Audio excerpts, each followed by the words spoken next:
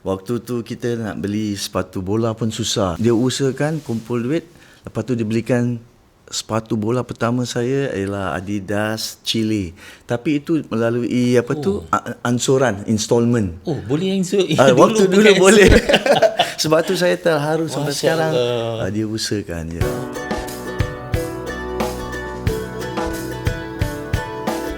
Baik, Assalamualaikum semuanya. Selamat datang ke sebuah lagi podcast Diari Ayah. Hari ini macam saya teruja sangat kerana tetamu saya yang ada hari ini merupakan lagenda anak Singapura yang sudah mencapai banyak sangat pencapaian cemerlang untuk Singapura.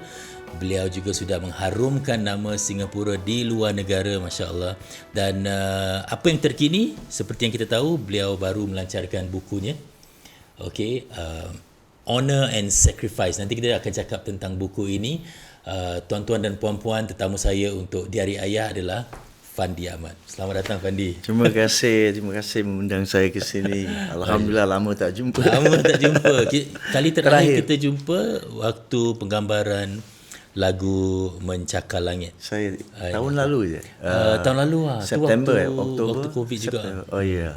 Waktu Covid itu saya rasa macam seronok sangat. Yeah. Apa yang orang tak tahu bila kita kerja dengan Fandi ni, dia punya nilai profesionalisme dia. Pasal apa? Bila saya bilang dengan Fandi kita nak shoot you, nak filem, gambar dan sebagainya, dia akan bantu kru boleh dapatkan lokasi.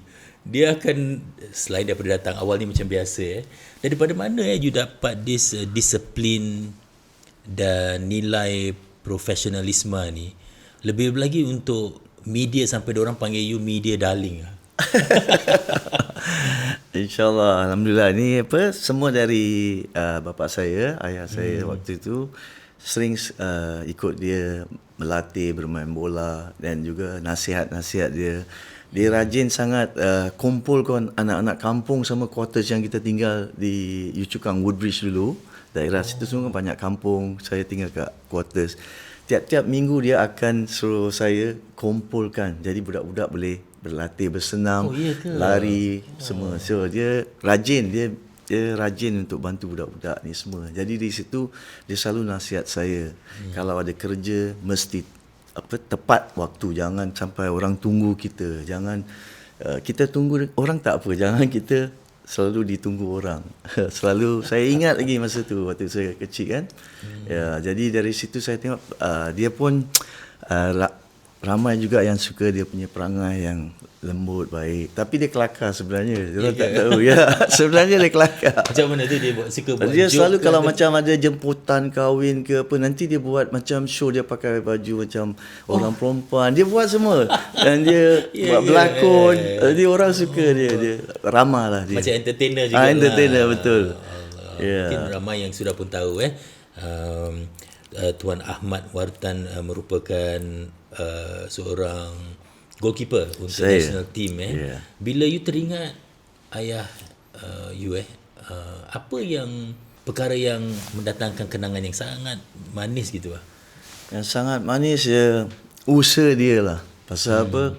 Waktu tu kita nak beli sepatu bola pun susah. Dia sanggup berkorban. Dia sanggup macam beli sepatu tu waktu dia tak ada duit kan, pasal kerja kat hospital, gaji kecil. Jadi dia mampu belikan saya satu boot yang $5. Dulu kalau zaman dulu mungkin you tahu sepatu kasut yang hoki tu, dia canvas, bawah ada rubber. Tapi kalau waktu hujan tak boleh pakai pasal licin, lepas tu pakai sebulan dah koyak. Jadi dia usahakan kumpul duit, lepas tu dia belikan sepatu bola pertama saya ialah Adidas Chile. Tapi itu melalui ansuran, installment. Oh, boleh yang waktu dulu boleh. Sebab tu saya terharu sampai sekarang. Dia usahakan ya. Pakai ansuran dulu Itu Adidas tu harganya $5. Bukan, yang Adidas lain. Yang ini yang sepatu yang hoki. Kita panggil football boots hoki lah. Pasal dia canvas. Tapi pasal tu selalu dah pecah, tak boleh. Dia usahakan sampai dia dapatkan Adidas. Itu mungkin dalam 35 ke 50 dolar gitulah, saya dah lupa. Mahal lah tu time tu. Time tu memang mahal lah, jadi terpaksa. Pakai installment lagi. Jadi saya pun terkejut, ini boleh hutang-hutang dulu. Sanggup dia. Apa kita yang nak kan ini. Okay, macam mana dia ajar Fandi dalam hal bermain bola? Apa yang dikatakan tu? Yang penting sekali, kita mesti ada kemahuan. Kalau betul-betul nak main bola, nak jadi profesional, kita mesti nak ada disiplin, kemahuan. Ini sangat penting. Macam dalam buku saya ada 3Ds kan, determinasi, disiplin dan dedikasi. Kita sangat penting dia cakap. Kalau tidak malas, kita punya talent, kita tak akan ke mana. Pasal ramai pemain yang bagus, ada skill, tapi mentality mereka kurang baik kerana mereka fikir mereka terbaik. Pasal bagi saya sendiri, saya tahu the best walaupun kita ada skill, kalau kita tak punya kemahuan, tidak punya disiplin, susah nak maju. Jadi itu yang saya terapkan sampai sekarang ni. Saya teringat dengan kenangan bila Fandi beritahu saya sebelum kita rakam ni tentang dia ada satu game dia main dengan friendly match dengan England yang you tak dapat ikut tu. Saya ceritakan saat tu. Itu waktu saya tak ingat umur berapa, tapi saya tahu saya masih muda. Mungkin 71, 72 tahun tu lah. Mungkin 9, 10 tahun mungkin. Waktu tu hari hujan lebat. Singapura bertanding persahabatan dengan pasukan England. Jadi kita bila dengar budak-budak dengan nama England, alamak mesti nak tengok. Jadi kat Jalan Besar Stadium. Jadi saya ngecek dia lah. Bapa nak ikut, tak boleh, ni hujan lebat, susah ni. Alamak, lepas tu dia tinggalkan saya. Jadi saya rasa sedih. Lepas tu dia pergi main, saya dengar lah. Kali lepas tu dia balik, saya cakap, macam mana game? Parah, dia orang terlalu kuat, tak tahan dia orang main tendang. Dia cakap, berapa skor Singapura? Kena 9-0. Saya pun terkejut pasal dia orang main shooting lagi bulan masa tu waktu hujan lebat. Jadi dia punya shooting semua kuat kan, keras. Macam dia cakap, dia tak, second half dia keluar ganti lagi satu goalkeeper. Itu itu siapa dia punya players waktu yang wakilkan England tu, yang itu kalau kita boleh 70s semua. I think kalau 70s tu Bobby Charlton punya time kan. Bobby Charlton dengan yang sebelum tu ada Bobby Charlton adik-beradik Bobby Moore dia, tak salah saya lah. Pasal tahun tu semua diorang tengah lepas menang World Cup 66, diorang masih main. Dan tahun 70-71 saya rasa mereka masih main. Jadi saya tak dapat nonton lah. Sedih lah. Sayang tu kalau dapat tengok balik tu. Bagus. Cuma tak ada video waktu zaman dulu, tak ada rakaman. Jadi saya tak tahu sama ada, saya tak mungkin ada lah waktu zaman tu dengan cuaca yang luar biasa waktu tu. Sayang. Tapi stadium penuh, dia cakap full house ke Jalan Besar. Cakap pasal video ni, video yang saya ingat tengok adalah video you score untuk Groningen 83 ke 84. I think you main dekat UEFA Cup. Kalau tak silap saya, you score gol yang kedua. Kedua ya. You pakai kaki kiri kaki kiri kan. Bila you dapat score tu apa yang saya saw macam mana you celebrate rasa. Macam mana you apa agaknya berligar dalam fikiran you ini telah mengubah hidup you, saya rasa. Pertama kali saya bermain untuk Groningen pasal waktu saya tiba di sana selepas Ramadan Hari Raya. Jadi saya kurang aktif kan. Jadi saya ada muscle problem. Lepas 1 bulan lepas tu saya training sendiri. Bila waktu bulan Oktober saya main first game sebelum main dengan Inter Milan. 4 hari sebelum game tu saya main lawan Go Ahead Eagles. Tapi saya gairah, saya semangat pasal dah lama tak main 2 bulan saya out. Keluar dari senarai pasal kecederaan. Saya cetak 2 gol. Lepas tu saya tak jangkakan saya dapat bermain lawan Inter Milan kan. Pasal itu baru game pertama saya, game dengan Inter Milan, saya rasa mungkin saya akan main tapi babak kedua ke apa. Tapi saya tengok nama dalam kesebelasan, saya rasa wah, ni hari saya akan buktikan sesuatu. Saya semangat sendiri kan, yakin dengan diri sendiri. Bila saya dapat satu bola tu hantaran dari Adri Van Tekling ke Rob McDonald, saya dah antisipasi. Insting saya dah tahu bola akan jatuh sebelah kiri. Jadi saya terus spin, saya buat satu tendangan. Sebenarnya tendangan itu tak berapa kuat. Pasal tapi pasal player dia orang selalu tinggikan goalkeeper. Saya kasih sebelah kiri dia. Jadi bola tu masuk melirit. Wah, saya alhamdulillah itu memang peluang dan rezeki saya lah hari itu dan alhamdulillah. Tu memang gol tu memang cantik ah. Saya nak cakap pasal insting. Tadi you cakap pasal insting Insting seorang pemain bola ni. You ada insting tu macam natural lah. Ini benda insting ni boleh tak kita train diberikan kepada orang lain ataupun dia sebenarnya talent? Talent penting, insting tu pasal apa kita tiap kali kita dapat melalui sama aksi reaksi sama waktu game. Jadi kita dapat mendalamkan dalam fikiran. Sebelum tiap pertandingan saya selalu visualize. Sebelum saya Apa you visualize? Saya visualize goal saya main. Kalau saya umpama saya sebelum ni saya study. Saya dah study, saya tak tahu pemain lain lah. Saya study umpama Sujimi defender kan, lawan saya tahu macam kekuatan. Jadi saya dah baca dia ni, siapa yang akan jaga saya tahu. Saya punya tugas sebenarnya saya, kalau kat Europe semua dia panggil false number 9. Saya bukan actual striker pasal saya selalu midfield. Tapi bila saya main depan, selalu saya akan buka ruang. Kalau saya tak cetak gol, saya buka ruang, saya buat peluang dan saya kasih rakan saya larian-larian supaya saya boleh kasih mereka bola.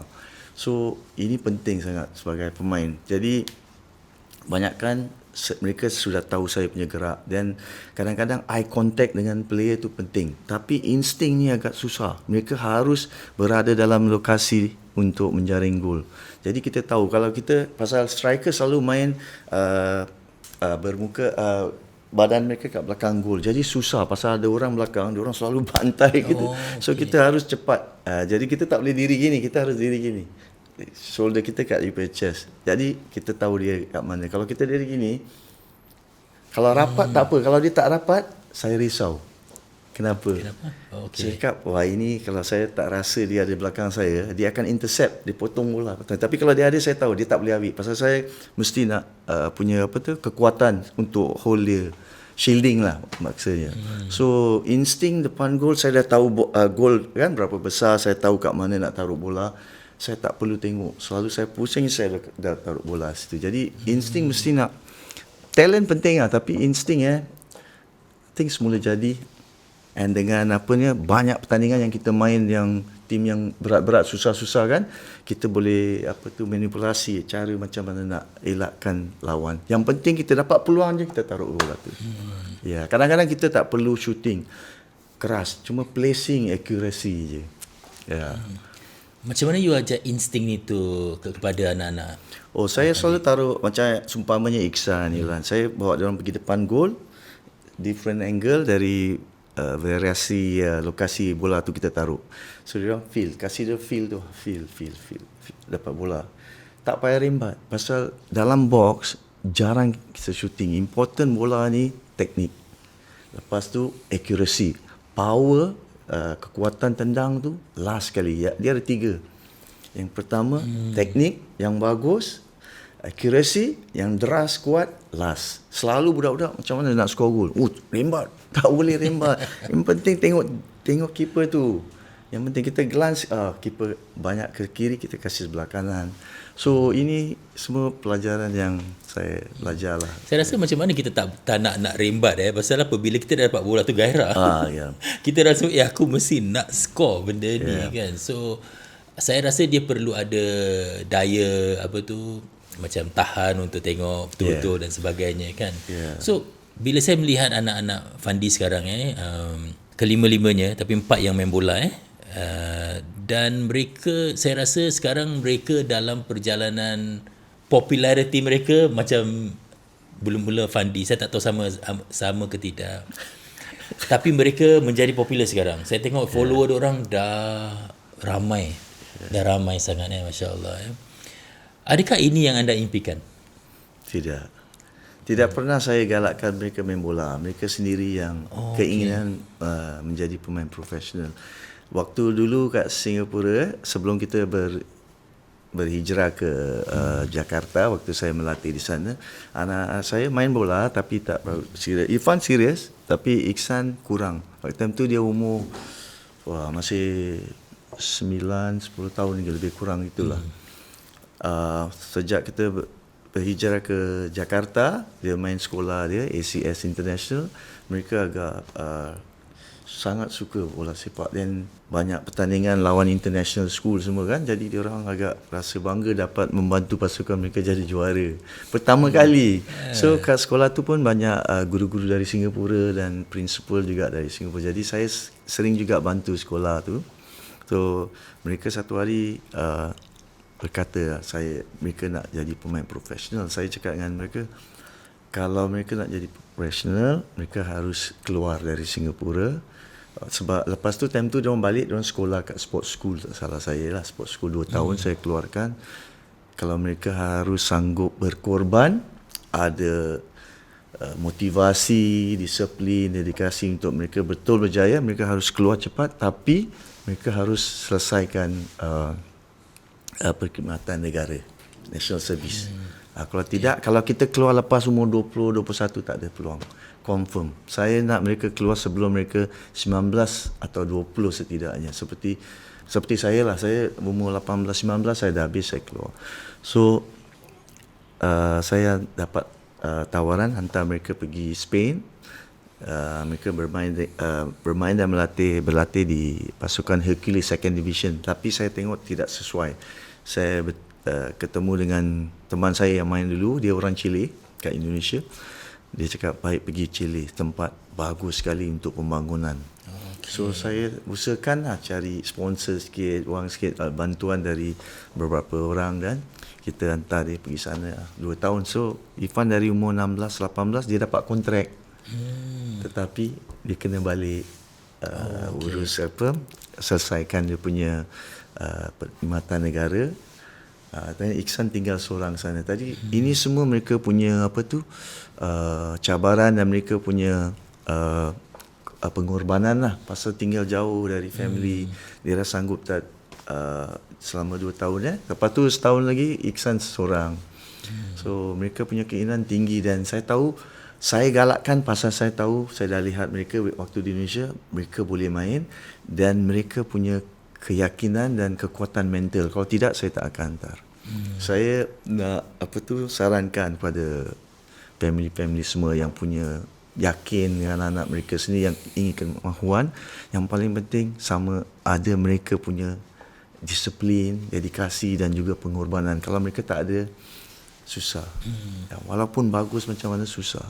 Tapi yang penting sama ada mereka boleh buat pengorbanan untuk masuk cepat national service. Saya rasa kalau untuk keluarga-keluarga lain lah saya tak tahu macam mana mereka boleh dapatkan peluang tu. Tapi bagi Fandi, kerana Fandi boleh bimbing mereka dan you dah ada network. Kalau family lain kat Singapura, mungkin orang cakap, anakku okey boleh main.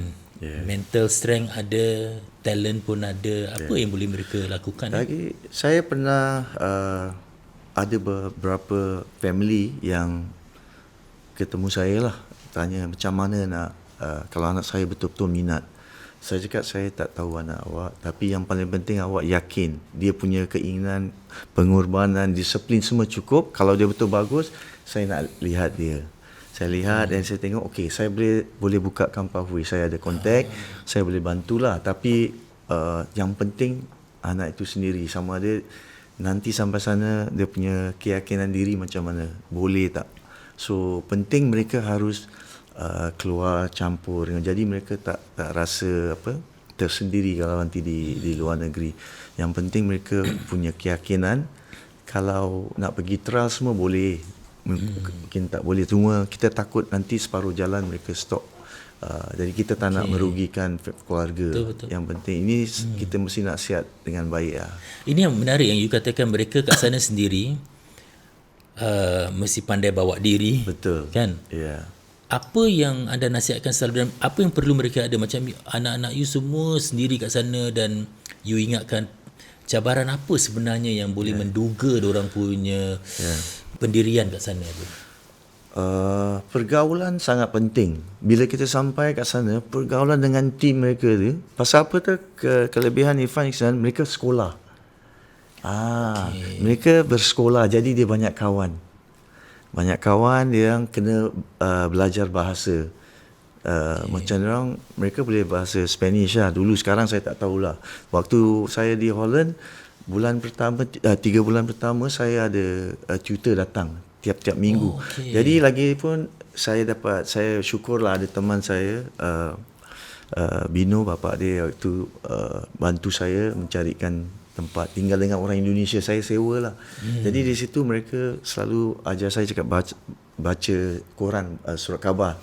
Saya selalu tengok TV, news. Jadi saya hari-hari dengar. Bila saya pergi Padang, saya boleh berbual dengan kawan saya. Jadi itu yang penting, pergaulan.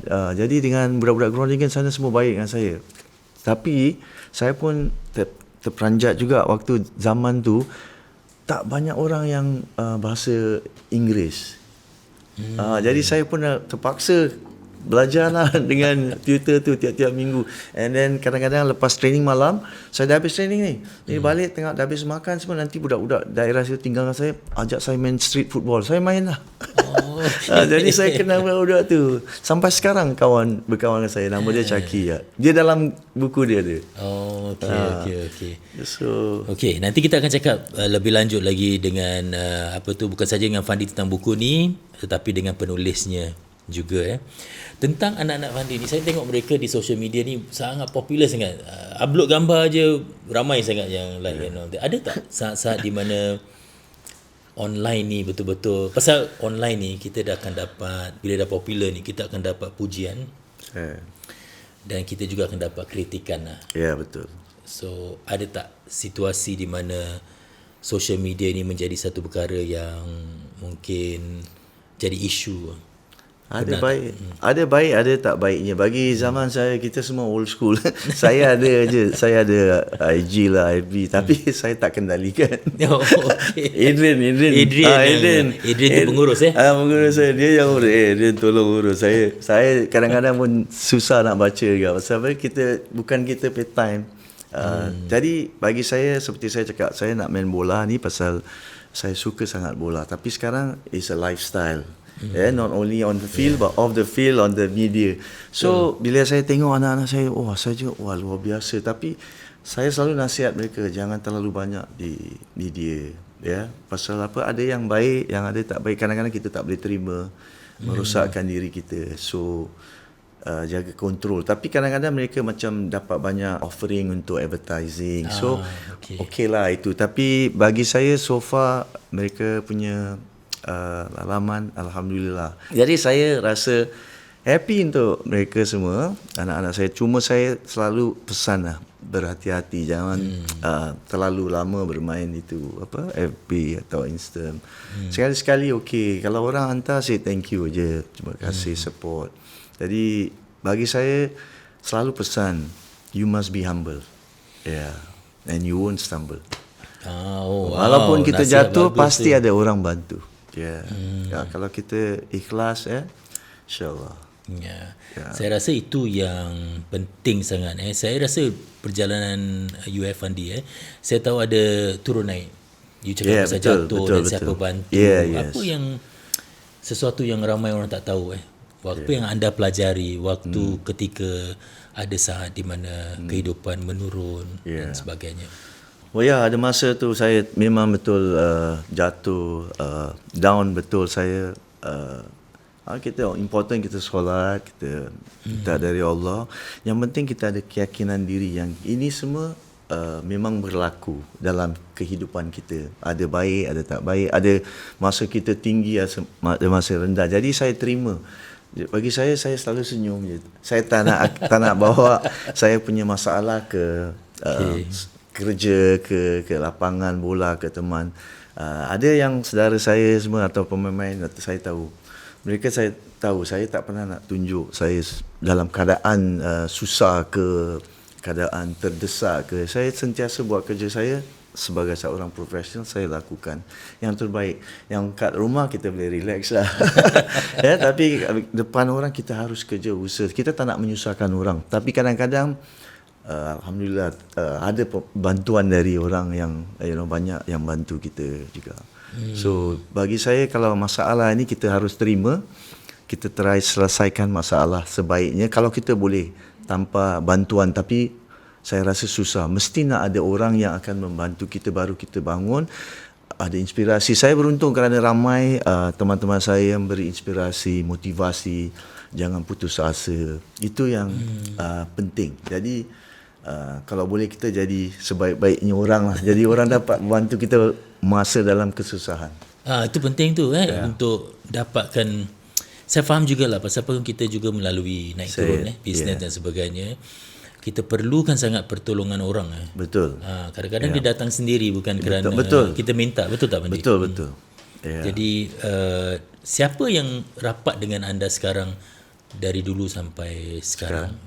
Kalau family saya, sepupu saya, adik-beradik saya lah. Tapi waktu bola semua Malik Kadir, dalam dulu semua selalu bersama Malik, and dulu David juga main dengan saya. Dan saya ramai kawan lah yang rapat dengan saya, yang mereka tahu saya punya sikap perangai, terutama Malik lah, pasal saya naik sama-sama dia kan. Walaupun saya pergi dulu, lepas tu dia datang, tapi dia selalu inspirasi, motivasi. Malik kelakar dan kadang-kadang seram juga. Apa seram dia tu? Dia kalau buat joke kadang-kadang kita tak boleh ketawa, tapi terpaksa ketawa lah. Itu yang buat seram tu. Saya teringat waktu kita ada buat penggambaran sama-sama, you ceritakan yang you dengan Malik waktu training baru-baru tu, you tidur dekat kat Jalan Besar Stadium. Baru kita kembali saat tu sampai macam tu sekali. Okey, waktu tu kita semua baru masuk national team lah.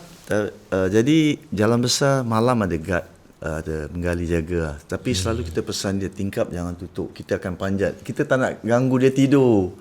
Jadi saya rasa 4-5 orang, pasal Noah Halis Syafiq dulu main defender, dia tinggal dekat Jalan Besar. Selalu malam kita pergi rumah dia makan, lepas makan. Pasal kenapa kita datang Jalan Besar dalam 10 malam, sebelum 10 malam, pasal kita nak latihan pukul 7 pagi. Pasal kita dulu nak sangat main bola, takut kena buang, takut kita datang lambat. Lepas pukul 7 dulu coach strict, tak macam sekarang. Jadi kita punya pembangunan tentang diri kita tu, kita harus bangunkan dengan baik. Pasal dia cakap 7:05 tak payah pergi balik. Pasal apa, pukul 7 kita start nyanyi lagu Majulah Singapura. Jadi dulu kita sangat patriotik lah. Ada pagi-pagi mesti nak nyanyi. Jadi kita pasal naik bas, kadang-kadang kita kena tukar 2 bas, lambat kalau pagi kan. So kita ni tak ada orang suruh, you tak ada, sendiri kita nak sendiri buat. Kita Alik besok takut lambat kan. Okey, kita jumpa lah semua kat rumah Halis. Lepas tu kita pergi tidur. 4-5 orang yang budak-budak muda lah semua time tu. Kita semua dalam army time tu.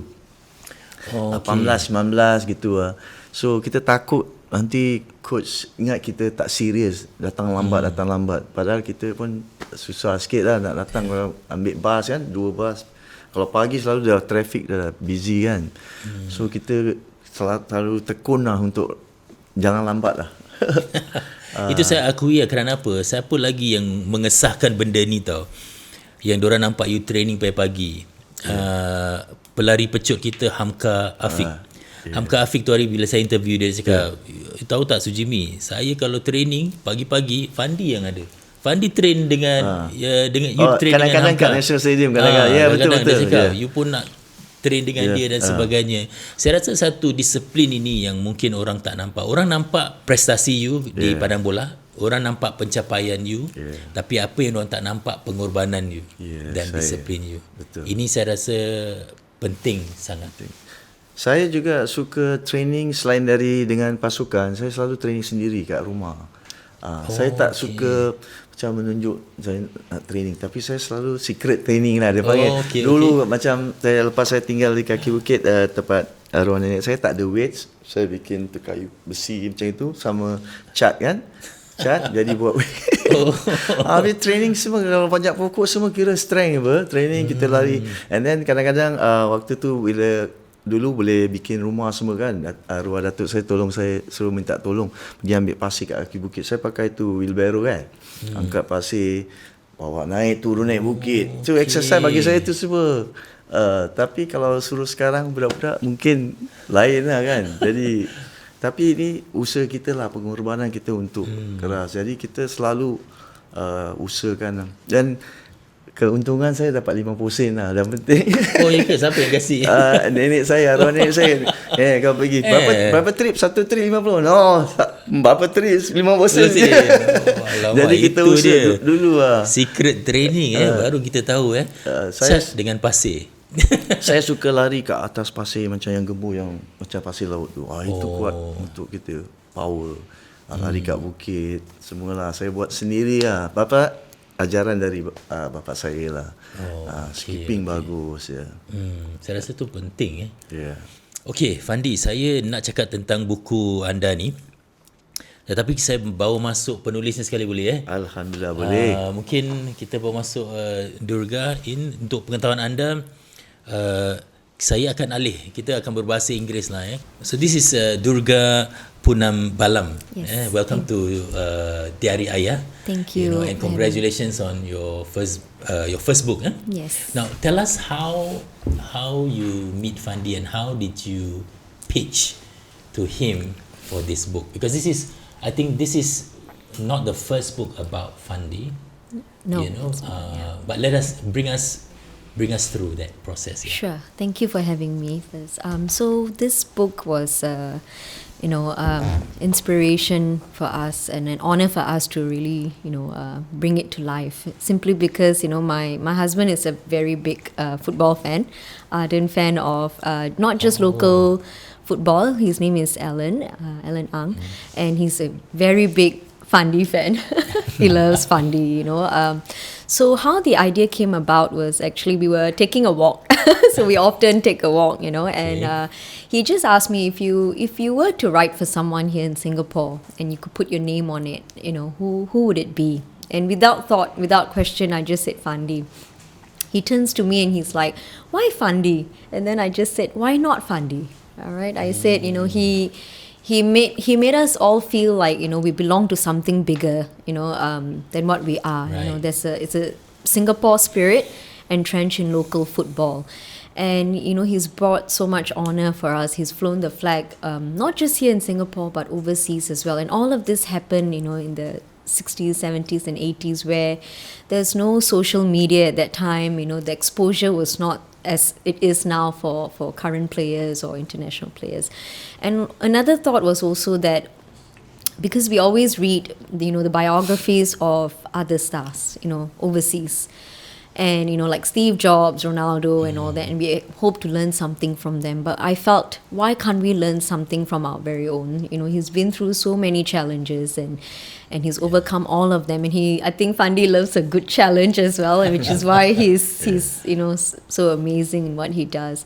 So that was the idea, that we wanted to bring his story to life. And yes, he had a first book, but this book will encompass everything from the time he started, from the time he was a kid until who he is right now as a father, son, coach, and everything. Because we always know Fandi as a footballing son, but he's more than that. Oh yes, yes, he's more than that. And over this journey, I've realized that he's an amazing person as well. So okay, I mean, writing about Fandi is definitely obvious, but what is not obvious is your journey with him. So when she came and pitched to you, do you have any concerns or do you have any advice?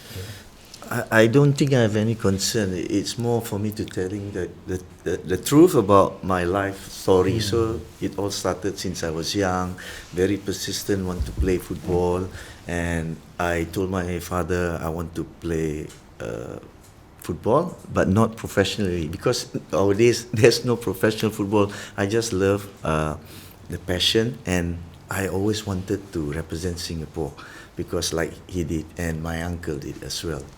So when I was young, I was determined I want to play football. I told him I want to play football, and then I sacrificed my studies a lot as well, because I was in Sec 2, I was supposed to go Sec 3. I said, I don't want to go, I want to go VI, last time is VI, Vocational Institute. Say why? Because I have more time, because the schooling hours is different, more time, and I can train more. So then He said, "Are you sure you want to sacrifice your study?" I said, "Yes. I believe I am good enough. I like challenges. I have talent. I know, and you will support me." So he supported me. So that's why after Sec 2, I went to SVI. And then for 2 years, and then the history goes on. I came to the school. Suddenly the school became champion. So I said, wherever I go, there is something happening, whether good or bad. But anyway, one of the schooling days, usually we finish sometimes at 6 o'clock, some certain days, Tuesday. So I asked permission from my teacher, "Sir, can I leave at about 4 o'clock? Because I have a training session at 5. Say, "Are you sure?" He was thinking that I'm going to play truant. I said, no, I just train opposite only. Because I was training, I was 15, I was training with Singapore Malays, with the late Majid Arif. So I trained there. Every Tuesday and Thursday I asked for early. So the teacher, not so sure, not, whether true or not. So one day I was training, because on Tuesday I was training, 5 o'clock I went there train. And I was running with the boys, the players, all the players. He was behind the tree. He was looking. Then I saw him. I said, "Sir." So he was checking him and said, after that, he really trusted me. So that's where, it's all about the honesty. I said, I don't go play through. I want to be a footballer. So that's why they support. At 15, I think that's a mature move. I mean, you're mature than your age.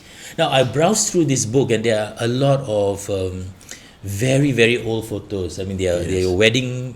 I remember your wedding because it was the wedding of for the country. Right? Yeah. I remember that because we covered that. I was in this show called Selamat Pagi Singapura, the morning show. So we actually went to cover.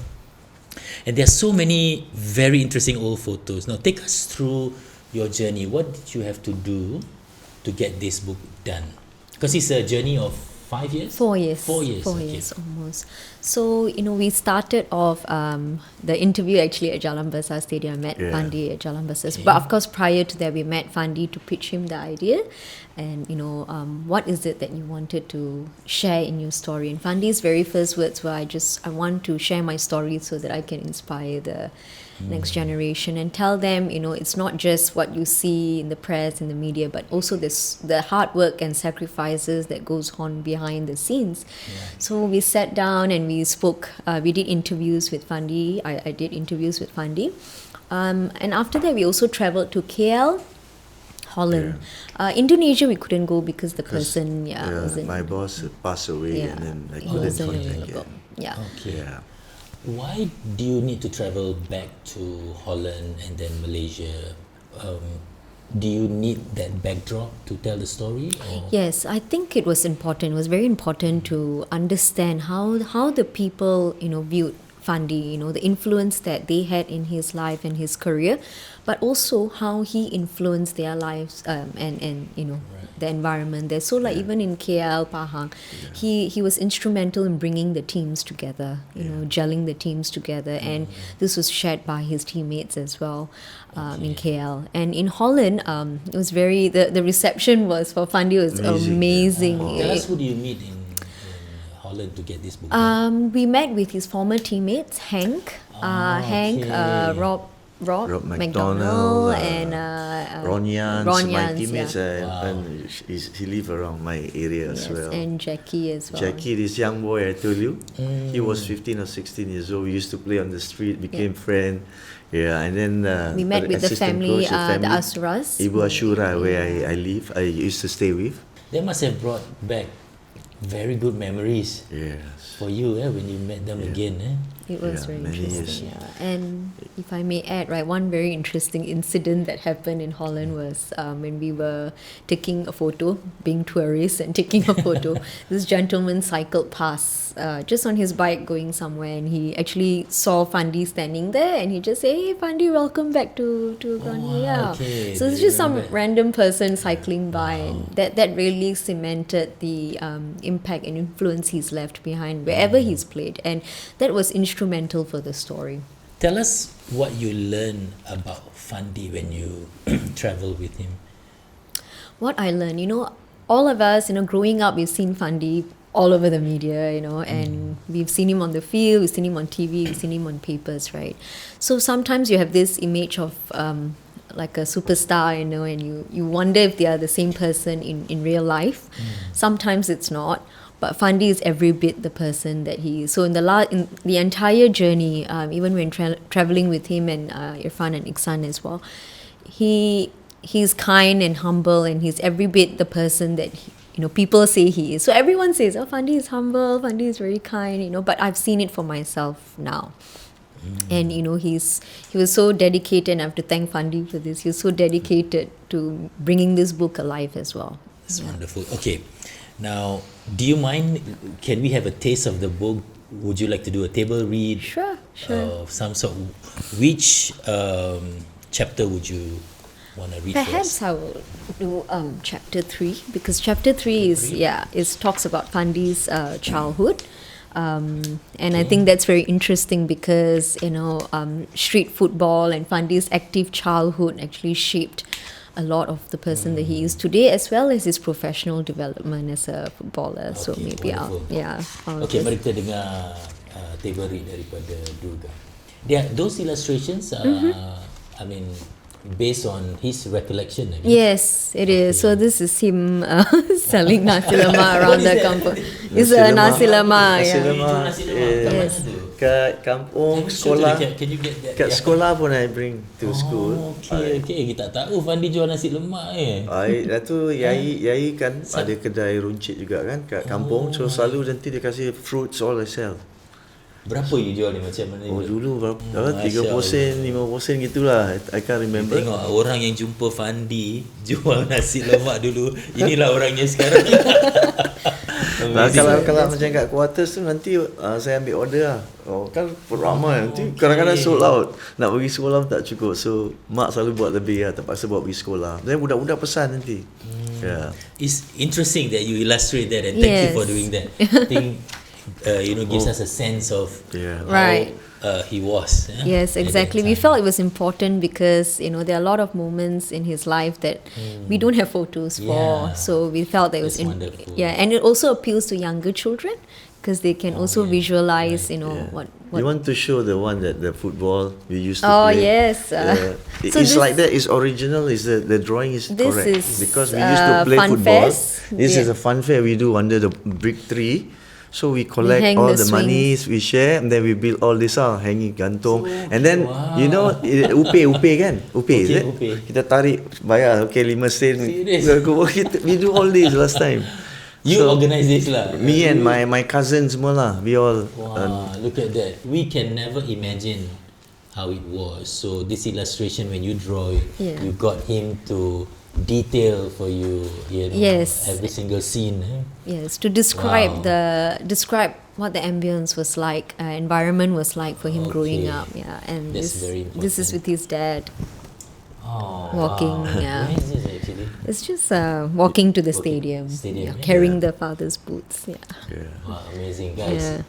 Get the book if you want to see all these old illustrations. This is classic. What is this? Kiri kanan semua macam rumput tu. So in the center of the car always Pass by. and then we play on the street with grass, without sand, and with sand and then stones. So the center is the car. So when the car passes by, we will have our own rules. Everybody stop. Tak boleh bergerak, jangan tipu. So where the ball is, we stop. So the rules lah. Dulu tak ada referee. We are our own referee, but we make sure everybody discipline don't cheat. So we stop. After the car move, then we start playing. So it's a rules. Wow. Okay. Now you cannot do this lah. The cars are faster and more. Yeah. Wow. Okay. Thank you for that. Okay, let's hear it. Sure. So this is from chapter 3, page 47. Creative and daring, young Fandi and his allies had only what their minds could conjure and the limited resources around their kampung. The kids in the quarters gathered every afternoon or evening under a towering tree in front of his house. Fandi and friends were inventive and original in their games. They ran fun fairs every few months and charged children for the rides, which included makeshift swings, with ropes tied to a tree and planks that were the seats. They would use the money earned to buy treats for everyone. They also played hantam bola, goli, chapte, skipping, and sepak takraw or foot volley. Other times, they would casually take their neighbour's bicycle for a spin, making as much noise as they cared for. It is clear where Fandi gets his candid playfulness and charm. He's animated and gets up a few times to reenact certain games, proving that the child in us never truly disappears with age. Wow, that's wonderful. Where do you get this idea to charge people to come? Because we also need some money to also buy a ball, sometimes. So from that we make some, but we don't charge 10 cent, 5 cent, whoever chip in lah, doesn't matter how much we have. The bird shop, the apek will come always looking for grasshoppers, so we will catch grasshoppers. So the big one, we catch all our 5-6 of them will run and chase grasshopper on the grass and catch, and we make our own trap. So we run and chase, and then the full already, then we sell it to the, so just to make money. Means you're quite an entrepreneur. When I was young, young. we also ubi, we tanam ubi inside. Then afternoon, after the time to makan, we always cabut ubi, suruh budak-budak perempuan tolong masak, bikin asam pedas, kita bakar makan. That's last time is like that. Our time. Those were the days when those you were the boleh days. buat benda-benda ni semua. Very interesting. Yeah. Okay, so what would you want people to remember you by, Fandi? Now you have this book. Seriously, I always I have this in mind. I want to lead a simple life. Always. But your life is not simple. Not simple, but hopefully after I hand over the torch to my son, I can relax a bit. Okay. So I mean, people will still looking for me, for help, Right. meeting people, giving advice, motivation. I don't mind that, but I don't want to be much in the limelight. I want to take care of my family. Talking about you passing the torch and your legacy to your children, I saw a match.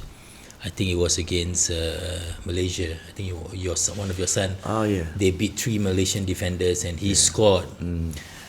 Of course, it's an amazing goal, beautiful goal. But what's more beautiful was that his brother, I think it was Ilhan, came to him and kissed him. Okay, so I mean, and this is a competitive sport, and they are in the same team and all that. How do you develop that relationship among your children? To be brothers, to be a good sportsmanship, and tell us about that. We always talk about the discipline and honesty in the family, and we want them to be tied together. Wherever you play, it's always about the team, not about yourself. So when he hugged him, I knew that it was about his team, not about his brother. But I think he's happy he's his brother. But I think the camaraderie as brothers and the team was so important, and that I always advise them. Whoever scored the goal doesn't matter. It's the team is always important. But I'm very happy that they are together. They played, and then they love each other. In fact, the 3 of them are so tight. They go out together, eat together everywhere, and I'm very happy. Only hopefully Irian will join them. Hopefully, because he's a rugby player before. He was a rugby player before. Now he's coming back because of the inspiration that these 3 has given him. So that's why now he's so motivated. He goes to the gym every day, training on his own. And now he's joining a team to play. So I'm happy, but I don't know how good he is because I've never seen him much in football, only rugby. Will he let go rugby to play? He let go already. Let go already. Okay. So now he's all into soccer, eh? Yeah. Oh wow. Wow. Okay. What have you learned? I mean, writing. I mean, there's 4 years of work in this book. I'm very sure. I mean, coming out with a book is not an easy process, lah. What did you learn for yourself? I learned that, I'm not saying this because it's Fandi's 3Ds, but I learned that hard work, kindness, and humility goes a long way. I think, I learned a lot from Fandi around, not just Fandi, but with the family, the children, Wendy. They're all very incredibly strong people. growing up, I mean, the kids especially growing up in the spotlight, and their entire lives have been in the spotlight all these years. Yeah. And from them, I've learned that kindness and humility goes a long way, and it's been a long journey. But as a writer, for me, it's truly an honor to have done this for one of our very own. I think it was time to honor. Yeah, talking about honor, that is the theme of the book, honor And and sacrifice. Why did you choose that? Actually, it was Fandi's Okay, it was decision. your Yes, choice Yes. for the theme. Okay. Because I've always wanted to represent. It's an honor for me to represent the country, serve the country. Why? Is because when I was young, when I moved to Upper Janus Kaki Bukit there, we just live behind, is it Paya Lebar? So every day the flight up down there. I was wondering, how so noisy, cannot sleep. So I was determined two things. First, I wanted to represent Singapore because of the SEA Games that I watched. When in the 1973, Singapore held the SEAP Games, Southeast Asia Peninsula Games. I was sitting behind the goal with my friends. During those days, I think the SNOC, they sell tickets through the school. And we got the season pass, like $5. We can watch all season, right? So we bought and then we watched. So we were talking among ourselves, then got one brother at the back. So we was, hey, how these players become national team players? We were arguing, talking. Then the abang said, hey, you all must join a club. Slowly from school you play to the club, and then the national you, then to the national team. They will select. If you are good, they'll sure take you. Oh, okay. That's how. I was lucky when I moved to Kaki Bukit. They started the youth tournament, one of the tournament in that area under community centers lah. So Kaki Bukit was looking for players. So my neighbours are all my friends. They play football. So say, Fandi, come and play. But I say, I only 13. Can we play under 16? No, that's why I like challenges. They say I play against the bigger boys, and we became champion. So that's why I started with Kaki Bukit. Yeah. And then the important thing, the other one is I always wanted to get into the flight. So I was determined, and I made it. When I was 15 plus, I represented Singapore Malay with arwah Abang Majid. We went to Indonesia, and then I got a chance to go Russia when I was 16. Russia, 16 about getting the flight, but that one was hectic, man. I've never sat so long in the plane for 18 hours.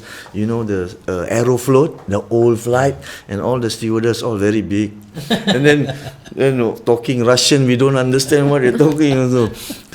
So that was my dream. These two dreams that you managed to do it. Talking about honor, it is an honor to have you here in Diari Ayah.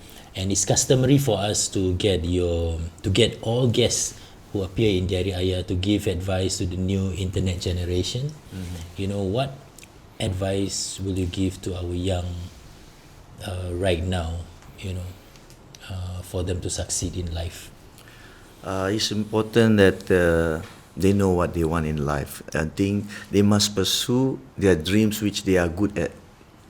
If possible, do not try things that is impossible to achieve. Like for me, because I know my talent, I since young I wanted to be a footballer. I pursue my dream. I relate to my 3Ds, my sacrifices and all.